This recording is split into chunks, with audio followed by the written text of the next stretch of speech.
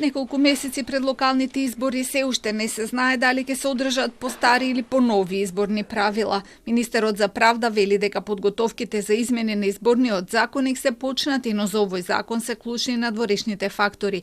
Без поддршка од сите партии тој не може да биде донесен. За да не се повтори искуството од минатото, за препораките на ОДИХР да не ги враќаат после секој изборен циклус, односно едно нешто да влага у собрание, а конечниот резултат да е друг. Овој пат сакаме да направиме широки консултации, баш да не ни се повторат лошите искуства од минатото. Мислам дека има време во наредните 2 недели да седнеме доколку има расположение и политичка волја од страна на сите политички чинители. Новите измени нема да ги опфатат старите членови со кои е зголемен потребниот број на гласови за независни кандидатури и покрај тоа што уставните суди одлучија да ја оценуваат нивната уставност, ке се чека носењето на дефинитивна одлука.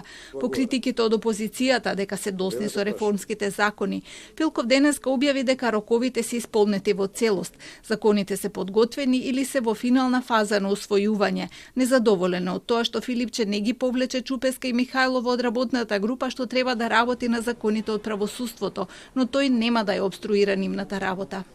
Работната среда помина добро, во работна атмосфера беше доста кратка, морам да признаам една од пократките во животот што сум ги имал, каде што од моја страна беа информирани за работите и работните процеси до каде се и каде они би можеле да дадат свој придонес, а тоа што председателот на СДСМ не ги повлече говори за нивните капацитети.